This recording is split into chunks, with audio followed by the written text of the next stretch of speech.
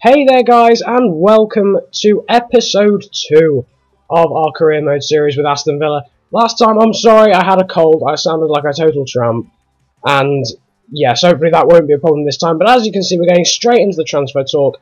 Transfer offer accepted there for Dennis Diekmeyer, going to go to the contract talks momentarily, and Marko Arnautovic there, putting in a £9 million bid for the Werder Bremen striker.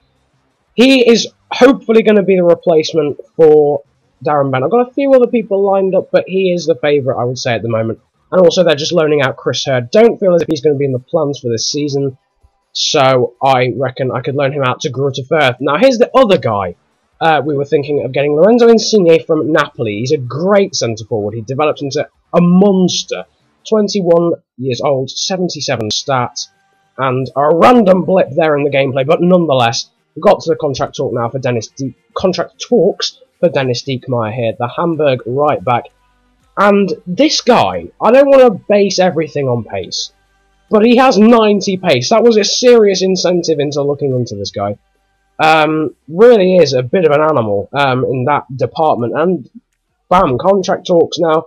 Marko Arnautovic, £9 million. I don't know why I didn't put that in. That's sloppy. But nonetheless, that was accepted by Werder Bremen, just putting crucial first-team player on the squad role. That's going to entice him to get to come even more.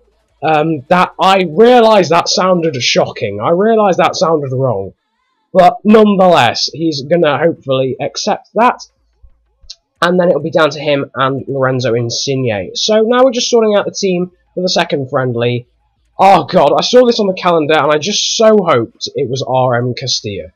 I was just begging that it was the B team of Real Madrid in the Liga Adelante.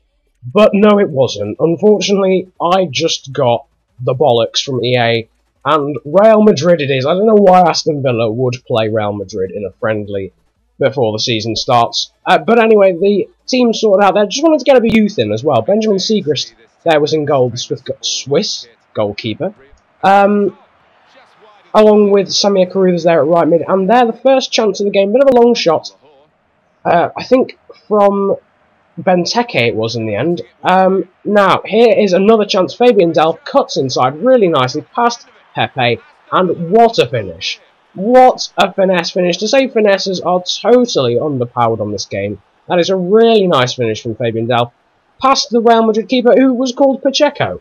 And they have Casillas, they have that Adan guy, they have Thomas Mayas, but they chose Pacheco, who I've never heard of, who was in goal. And that 20th minute goal was a very nice goal, especially against Real Madrid. I didn't expect that, but as you can see, Carlos Tevez, clearly on his debut, has signed for Real Madrid, equalises, and then just to rub salt in the wounds, just to add insult to injury, dishes out the bottom dance. That's just... It's a fatal wound. Any man will be able to tell you that just getting served the bottom dance is the final straw on FIFA. But nonetheless, Samir Carruthers receives the ball, a really nice dink ball, and Gabriel Bohor getting his second headed goal, well, second goal in general, but second headed goal also, of the friendly period. And just before I can't get my words out today, just before half time, that made it 2-1 against Real Madrid. I was really happy with that. But as you can see, things didn't last very long, and I just want to puke. I just want to puke at that defending from me and from Matthew Lowton. Someone tell me if I'm pronouncing that right. I have no idea, but I was as useful literally as a moist flannel at that point, and it just didn't go well. And that is literally how it ended. Again, the second half, as the Marseille game did, just turned into nothingness in the second half. I ended 2-2. Pretty entertaining game, pretty good game for me. I mean, 2-2 at the Bernabeu is a really awesome result.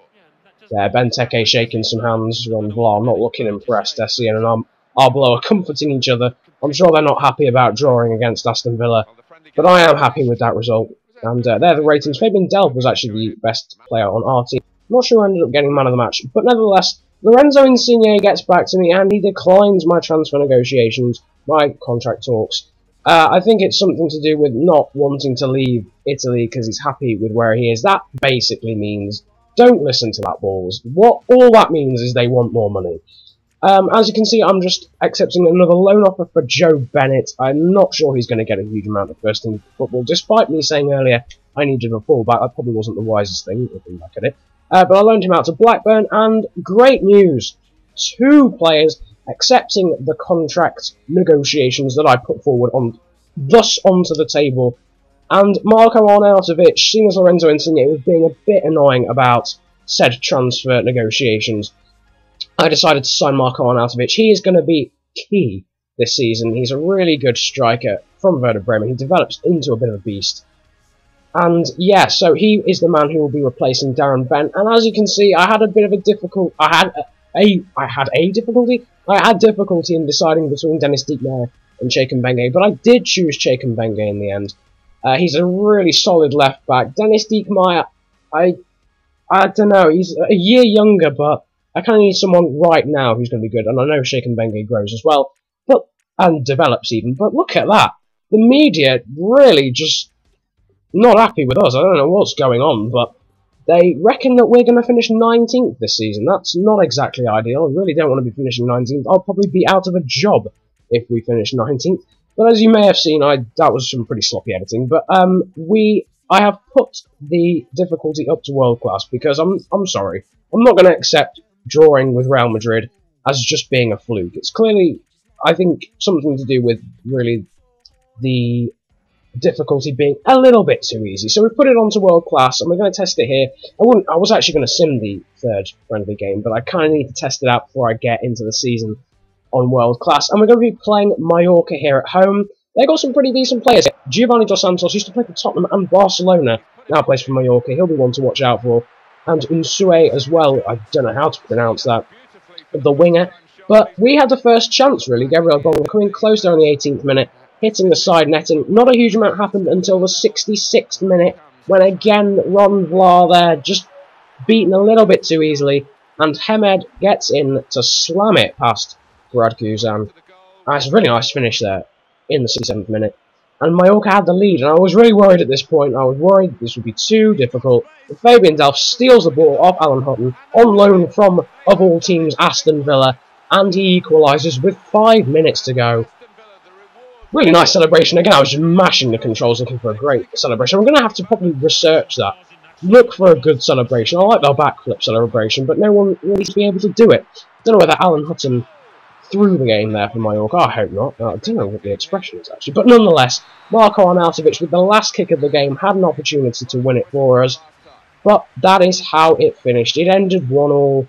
And Mallorca are a pretty good team. I'll take that. It was going to be, you know, I think that's a pretty good result, personally.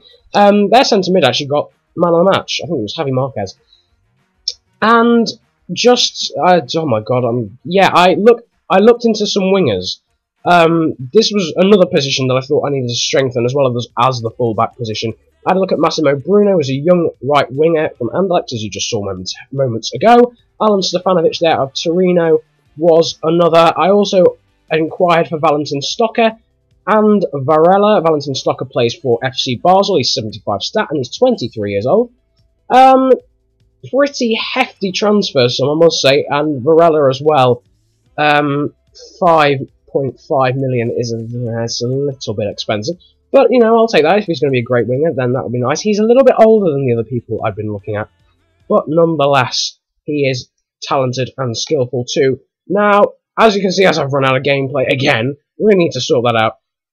That is going to be it. That is it for episode 2. You'll have to see next episode who I decide to go for in the end. But like and subscribe and favourite and do all of that awesome stuff if you enjoyed. And have a great day. Enjoy yourselves and goodbye.